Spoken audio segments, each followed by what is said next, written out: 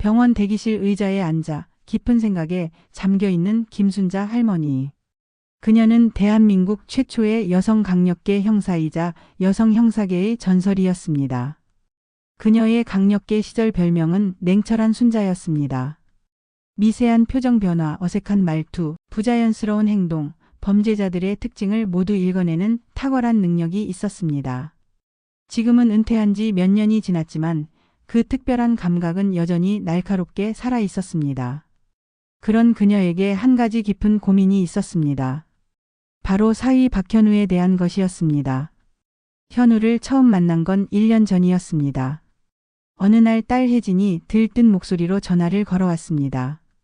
엄마, 저 정말 좋은 사람 만났어요. 서울 강남경찰서 강력팀 사무실. 어느 12월의 마지막 날, 김순자는 자신의 책상을 정리하며 30년간의 형사 생활을 마무리하고 있었습니다. 책상 서랍 깊숙한 곳에서 나온 낡은 수첩들과 사건 파일들을 보며 그녀는 잠시 감회에 젖었습니다. 순자야, 정말 수고 많았어. 우리 팀에서 가장 뛰어난 형사였다고. 동료들의 인사말이 귓가에 맴돌았지만 순자의 마음 한편에는 아쉬움이 남아 있었습니다. 아직도 해결하지 못한 사건들, 놓친 단서들이 머릿속을 스쳐 지나갔습니다.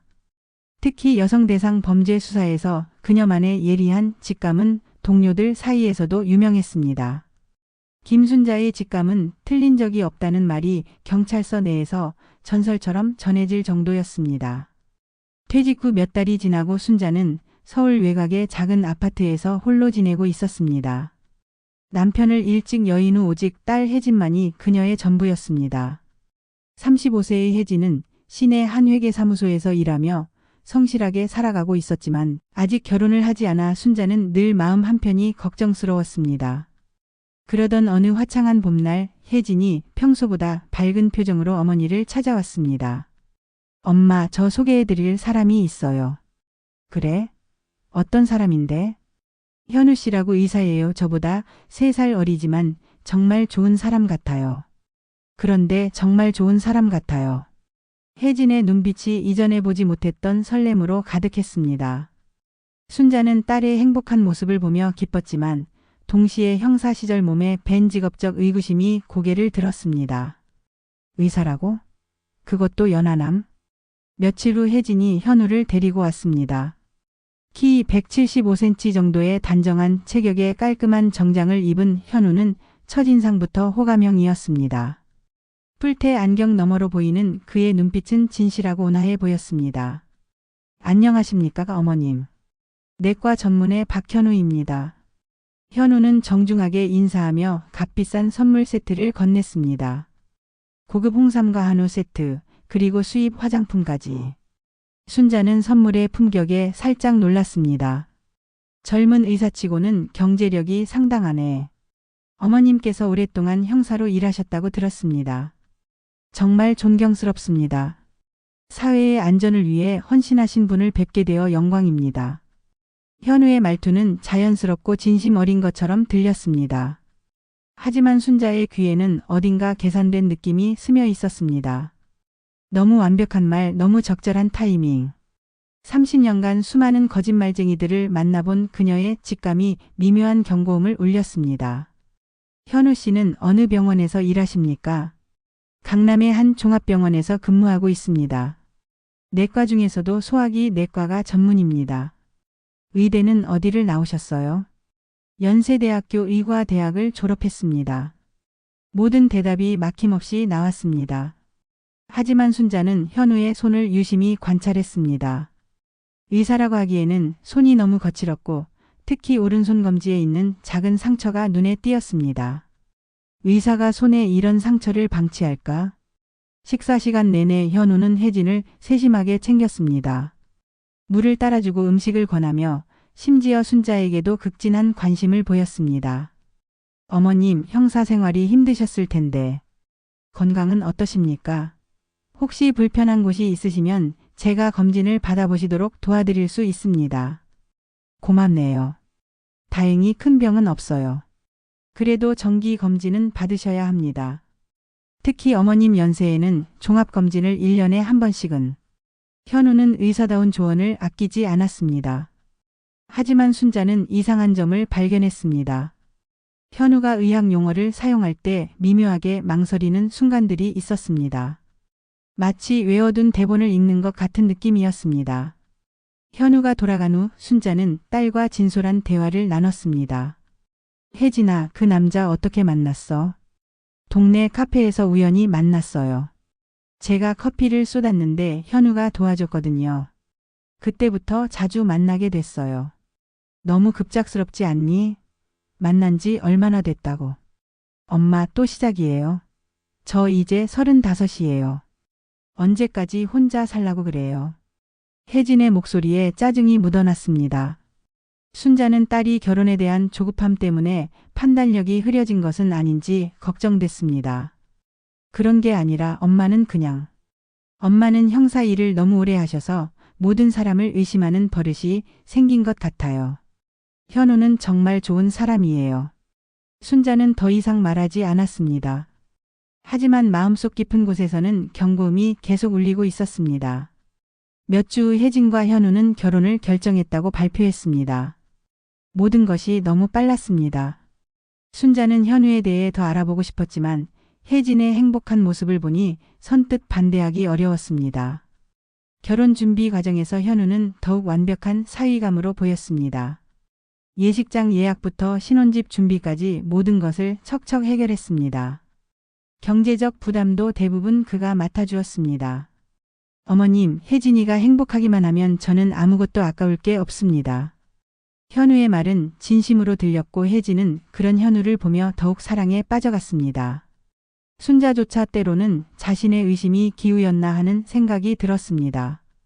하지만 어느 날 밤 현우가 화장실에 간 사이 그의 휴대폰에서 진동음이 울렸습니다. 화면에 여보라는 이름의 발신자가 떠올랐다가 사라졌습니다. 순자는 순간 몸이 굳었습니다. 혜진은 현우를 아직 여보라고 부르지 않는데 그렇다면 저 발신자는 누구일까요? 현우가 돌아오자 순자는 아무 일 없었다는 듯 행동했습니다. 하지만 그날 밤 그녀는 잠을 이루지 못했습니다. 30년간 강력계에서 단련된 직감이 강하게 경고하고 있었습니다. 이 남자 뭔가 숨기고 있어. 같은 해 가을 혜진과 현우의 결혼식이 성대하게 치러졌습니다. 현우는 모든 면에서 완벽한 신랑이었습니다. 신부인 혜진을 바라보는 그의 눈빛은 사랑으로 가득해 보였고 하객들은 모두 이들의 행복을 축복했습니다. 순자도 딸의 결혼식에서만큼은 마음속 의심을 접어두고 기뻐했습니다. 혜진이 웨딩드레스를 입고 환하게 웃는 모습을 보니 어머니로서 그보다 더 큰 기쁨은 없었습니다. 어머님, 이제 정말 가족이 되었습니다. 혜진이와 어머님을 평생 행복하게 해드릴게요. 현우는 결혼식 후 순자에게 정중하게 인사했습니다. 신혼 초기 몇 달 동안은 모든 것이 순조로워 보였습니다. 현우는 정말로 완벽한 남편이었습니다. 혜진에게 꽃을 사다 주고 집안일을 도와주며 심지어 시어머니인 순자에게도 정기적으로 안부를 묻고 건강관리에 신경 써 주었습니다. 하지만 결혼 6개월이 지날 무렵부터 순자는 딸에게서 미묘한 변화를 감지하기 시작했습니다. 평소 건강했던 혜진이 자꾸 피곤해하고 얼굴색도 예전 같지 않았습니다. 혜진아, 요즘 많이 피곤해 보이는데 괜찮아? 네, 엄마. 그냥 일이 좀 바빠서 그래요. 현우가 종합 비타민도 사주고 잘 챙겨주니까 괜찮을 거예요. 혜진은 대수롭지 않게 답했지만 순자의 형사 본능은 뭔가 이상하다고 속삭였습니다. 특히 혜진이 말할 때 이전과 다른 점이 있었습니다. 말이 조금 느려지고 가끔 집중하지 못하는 모습을 보였습니다. 더욱 이상한 것은 현우의 태도 변화였습니다. 신혼 초기의 다정함은 여전했지만 순자가 집에 오는 것을 은근히 꺼려하는 듯한 기색이 보였습니다. 어머님, 혜진이가 요즘 스트레스를 많이 받고 있어서요. 너무 자주 오시면 부담스러워할 수도 있을 것 같습니다. 그래? 혜진이가 그런 말을 했어. 직접적으로 말하지는 않았지만 제가 보기에는 좀 쉬고 싶어 하는 것 같습니다. 현우의 말은 그럴듯했지만 순자는 이상함을 느꼈습니다. 혜진은 어릴 때부터 엄마와 함께 있는 시간을 좋아했는데 갑자기 부담스러워한다는 것이 납득되지 않았습니다. 결혼 8개월째 되던 어느 날 현우가 갑작스럽게 해외 학회 참석을 위한 출장을 간다고 했습니다. 독일에서 열리는 국제 소화기학회에 참석해야 합니다. 병원에서 저를 대표로 보내기로 했어요. 2주 정도 걸릴 예정입니다. 2주나. 혜진이 혼자 두고 가도 괜찮을까? 걱정됩니다만 이런 기회가 흔하지 않아서요. 혜진이도 이해해 준다고 했습니다. 현우는 아쉬워하는 표정을 지었지만 순자는 그의 눈빛에서 묘한 기대감 같은 것을 포착했습니다. 마치 이 출장을 기다렸다는 듯한 느낌이었습니다. 현우가 출장을 떠난 후 순자는 딸을 더 자주 돌보게 되었습니다. 그리고 그때부터 더욱 확실하게 느낄 수 있었습니다. 혜진의 상태가 정상이 아니라는 것을. 현우가 출장을 떠난 지 사흘째 되던 밤, 순자는 혜진의 집에서 함께 지내고 있었습니다. 밤늦게 화장실에 가려고 일어났을 때 혜진의 방에서 이상한 소리가 들려왔습니다. 약이 이상해. 왜 이렇게 아프지? 머리가 너무 아파. 혜진이 잠고대를 하고 있었습니다. 하지만 그 내용이 심상치 않았습니다. 순자는 조용히 문 앞에 서서 더 들어보았습니다. 현우 씨, 이 약 정말 맞는 거야? 자꾸 속이 메스꺼워. 왜 이래? 순자의 등에 차가운 땀이 흘렀습니다. 혜진이 복용하고 있는 약에 문제가 있다는 것일까요? 그녀는 즉시 혜진의 방으로 들어가려 했지만 잠시 망설였습니다. 만약 자신의 추측이 틀렸다면 딸에게 불필요한 걱정을 끼칠 수도 있었습니다. 다음 날 아침 순자는 혜진에게 조심스럽게 물어보았습니다. 혜진아, 요즘 무슨 약 먹고 있어? 아, 현우가 제 건강을 위해서 종합 비타민이랑 소화제를 사다 줬어요. 그리고 요즘 잠을 잘 못 자서 수면제도 가끔 먹고 있어요. 혜진은 대수롭지 않게 답했지만 순자는 이상함을 느꼈습니다. 혜진은 예전부터 잠을 잘 자는 편이었는데 갑자기 수면제가 필요할 이유가 없었습니다. 수면제? 언제부터 잠을 못 잤어? 한두 달 전부터인가? 현우가 신경 써서 병원에서 처방 받아다 줬어요. 덕분에 많이 좋아졌어요. 순자는 약들을 보여달라고 했지만 혜진은 현우가 직접 관리해서 어디에 있는지 모른다고 했습니다. 이상하게도 약들은 모두 현우의 서재에 보관되어 있다고 했습니다. 그 방은 현우 씨가 절대 들어가지 말라고 했어요. 의료진만 접근해야 하는 약품들이 있다고 하더라고요. 혜진의 말에 순자의 의심은 더욱 커졌습니다. 집에서 의료진만 접근해야 하는 약품이 있다는 것이 이상했습니다. 더군다나 부인조차 들어가지 못하게 한다는 것은 더욱 수상했습니다. 혜진아, 그래도 내가 먹는 약인데 어떤 약인지는 알아야 하지 않을까? 혹시 부작용이 있을 수도 있고. 엄마, 현우 씨는 의사예요. 제 남편이 저에게 해로운 약을 줄 리가 없잖아요. 너무 걱정하지 마세요. 혜진은 현우를 완전히 신뢰하고 있었습니다.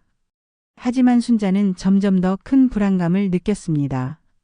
특히 혜진이 약을 먹은 후의 상태를 관찰해보니 더욱 나른해지고 집중력이 떨어지는 것 같았습니다. 현우가 출장 중인 동안 순자는 혜진의 상태를 더욱 면밀히 관찰했습니다. 그리고 놀라운 사실을 발견했습니다. 현우가 없는 동안 혜진의 컨디션이 조금씩 좋아지고 있다는 것이었습니다. 혜진아, 요즘 좀 나아 보이는데? 그래요. 현우가 없어서 좀 심심하긴 하지만 확실히 잠은 잘 오는 것 같아요. 이상했습니다. 수면제를 끊었는데도 잠이 더 잘 온다는 것이었습니다. 순자의 형사 본능이 강하게 경고음을 울렸습니다. 그날 밤 순자는 혜진이 잠든 후 조용히 현우의 서재 앞에 섰습니다.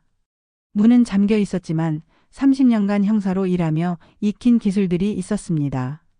순간 이게 맞는 걸까 고민하면서도 딸의 안전이 우선이었기에 순자는 두 눈을 질끈 감고 잠긴 문을 열었습니다. 서재 안은 깔끔하게 정리되어 있었습니다. 의학 서적들이 책장에 정렬되어 있고 책상 위에는 컴퓨터와 각종 서류들이 놓여 있었습니다. 겉보기에는 평범한 의사의 서재 같았습니다.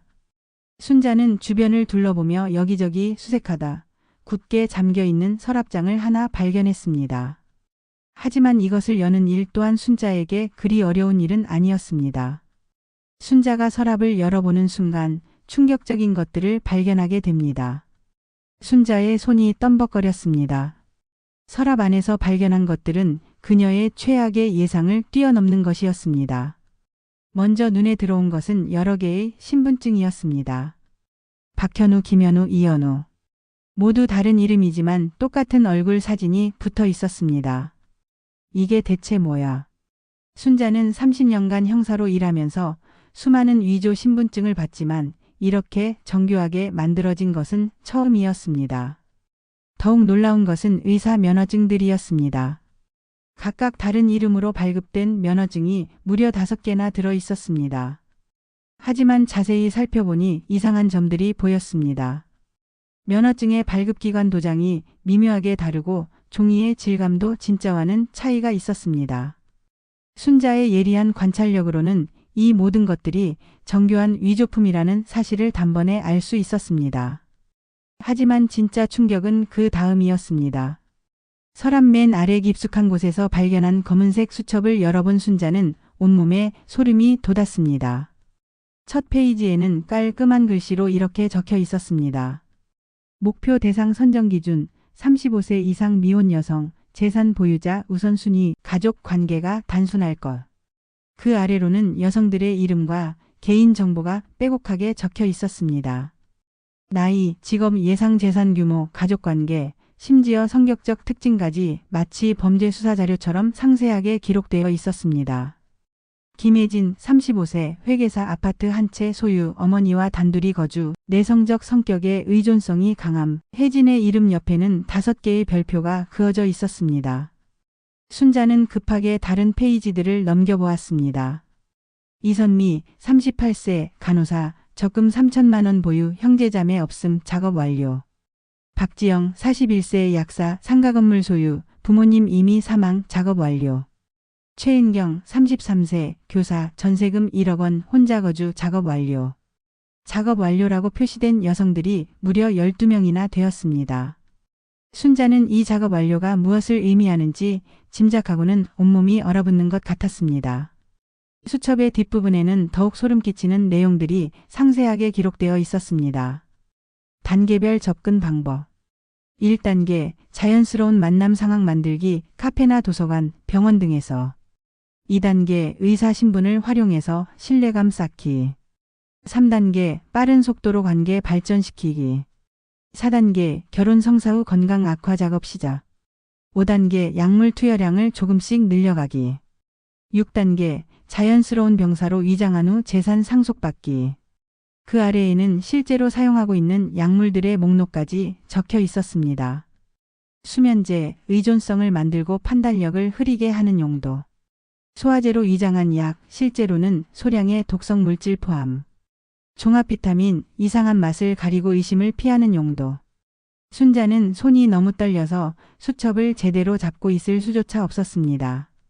현우는 의사가 아니라 연쇄결혼 사기범이었고 더 끔찍한 사실은 지금 자신의 딸을 조금씩 독살해 나가고 있다는 것이었습니다.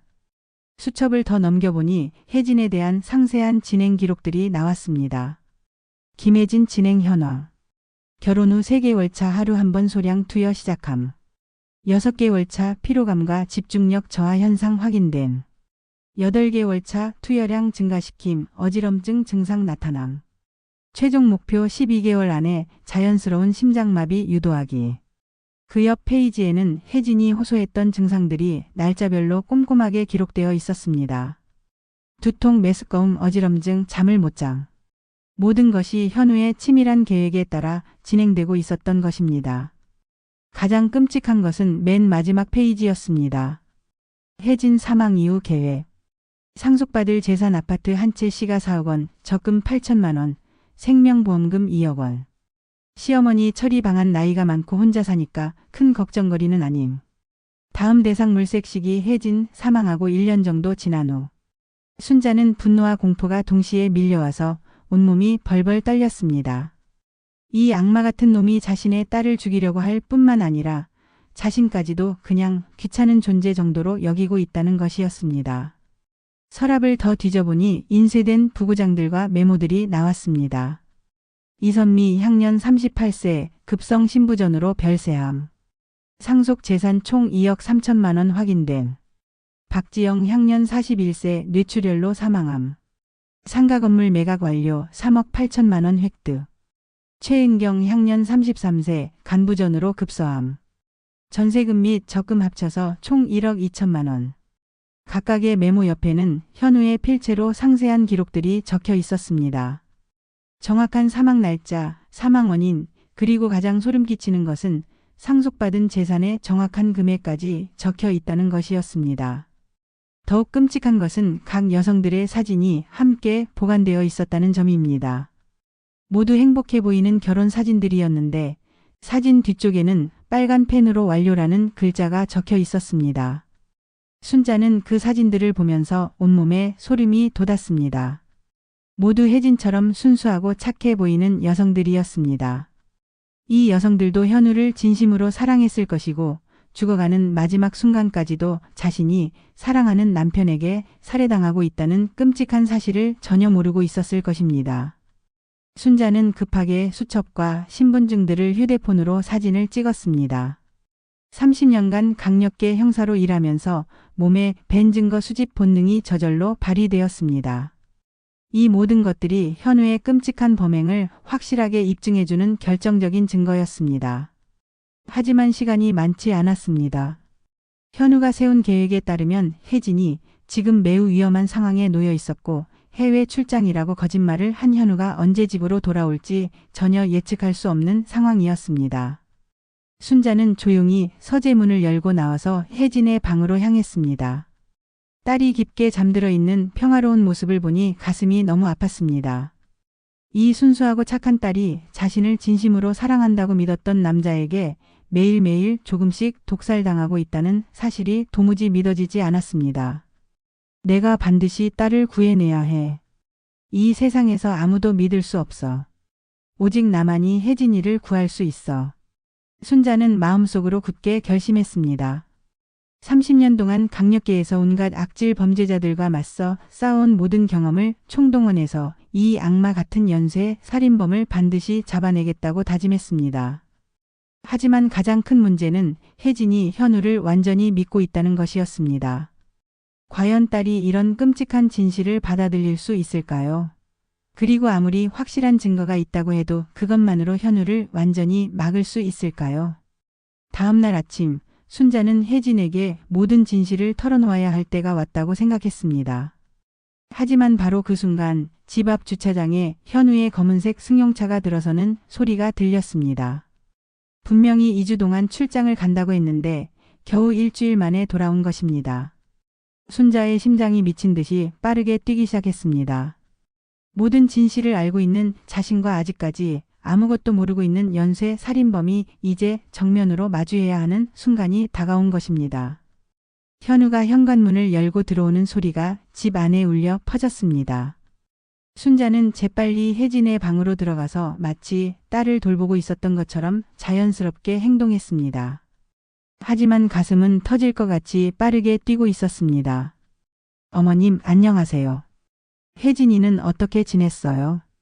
현우는 평소와 똑같은 다정한 목소리로 인사했습니다. 하지만 이제 순자의 귀에는 그 목소리가 전혀 다르게 들렸습니다. 12명의 여성을 차례로 살해한 냉혹한 살인마의 목소리로 말입니다. 잘 지냈네. 그런데 출장이 일찍 끝났나 보네. 순자는 최대한 평정심을 유지하려고 노력했습니다. 30년간 형사로 일하면서 터득한 기술이었습니다. 상대방이 자신의 감정을 눈치채지 못하도록 완벽하게 연기하는 건 말입니다. 아, 예상보다 일찍 끝나서요. 혜진이가 보고 싶기도 했고요. 현우는 웃으면서 대답했지만 순자는 그의 눈빛에서 이상한 점을 포착했습니다. 뭔가 서둘러 돌아온 것 같은 느낌이었습니다. 마치 계획에 차질이 생긴 것처럼 말입니다. 순자는 현우와 자연스럽게 대화를 나누면서도 머릿속으로는 빠르게 상황을 분석하고 있었습니다.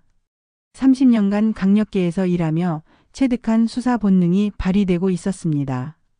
성급하게 행동하면 안 돼. 지금 중요한 건 혜진이의 안전이야. 현우가 내가 알고 있다는 걸 눈치채면 더 위험해질 수 있어. 현우는 평소와 똑같이 혜진을 챙기고 있었습니다. 물을 가져다주고 약을 준비하는 모습까지 완벽했습니다. 하지만 이제 순자는 그 모든 행동들이 얼마나 계산된 것인지 알 수 있었습니다. 어머님, 혜진이가 제가 없는 동안 약을 잘 챙겨 먹었나요? 잘 먹었지 그럼. 순자는 거짓말을 했습니다. 사실 현우가 없는 동안 혜진의 컨디션이 좋아진 것을 확인했지만 그 사실을 현우에게 알려줄 필요는 없었습니다. 그날 밤 순자는 자신의 집으로 돌아와서 깊은 고민에 빠졌습니다. 책상 앞에 앉아서 수첩을 펼치고 상황을 정리하기 시작했습니다. 문제점들. 1. 혜진이는 현우를 완전히 믿고 있다. 2. 증거는 있지만 현우가 이미 예상하고 있을 가능성이 높다. 3. 성급하게 행동하면 현우가 계획을 앞당길 수 있다. 4. 경찰에 신고해도 아직 실제 범행이 일어나지 않았다. 순자는 형사 시절의 경험을 떠올렸습니다. 이런 교활한 범죄자들을 다룰 때는 섣불리 움직이면 안 된다는 것을 잘 알고 있었습니다. 현우 같은 놈은 이미 모든 상황을 예상하고 있을 거야. 내가 의심하고 있다는 것도 어느 정도 짐작하고 있을 수 있어. 그럼 어떻게 해야 하지? 순자는 밤새도록 계획을 세웠습니다. 30년간 강력계에서 쌓은 모든 경험과 지식을 총동원했습니다. 첫 번째, 혜진이를 현우로부터 물리적으로 떨어뜨려 놓아야 해. 하지만 자연스럽게 해야 한다. 혜진이가 의심하지 않도록. 순자는 혜진에게 건강검진을 받으러 가자고 제안하기로 했습니다. 어머니의 건강이 걱정된다면서 함께 종합병원에서 검진을 받자고 하는 것이었습니다. 그렇게 하면 며칠 동안은 혜진을 안전한 곳에 둘 수 있을 것이었습니다. 두 번째, 현우의 과거를 더 자세히 조사해야 해. 수첩에 나온 피해자들의 가족들을 찾아서 증언을 확보하자. 순자는 현우의 수첩에 기록된 여성들의 이름을 다시 확인했습니다. 이 여성들의 가족이나 지인들을 만나서 당시 상황을 자세히 알아보면 현우의 범행 패턴을 더 명확하게 파악할 수 있을 것이었습니다. 세 번째, 현우가 사용하고 있는 독성 물질을 정확히 밝혀내야 해. 그래야 혜진이를 치료할 수 있어. 다음 날부터 순자는 조용히 수사를 시작했습니다. 먼저 현우 수첩에 기록된 첫 번째 피해자인 이선미의 가족을 찾아갔습니다. 안녕하십니까? 저는 전직 경찰관 김순자라고 합니다.